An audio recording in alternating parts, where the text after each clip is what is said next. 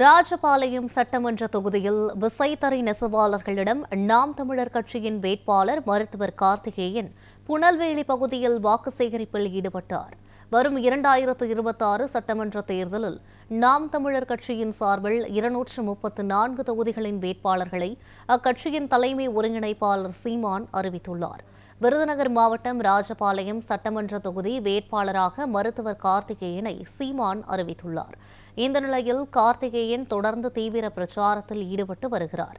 அந்த வகையில் ராஜபாளையம் அருகே உள்ள புனல்வேலி பகுதியில் விசைத்தறி நெசவாளர்கள் மற்றும் அப்பகுதி மக்களிடம் விவசாயி சின்னத்திற்கு தீவிர வாக்கு சேகரிப்பில் ஈடுபட்டார். பின்பு விசைத்தறி நெசவாளர்களிடம் அவர்களது குறைகளை கேட்டறிந்தார். கொடுத்திருக்காங்க.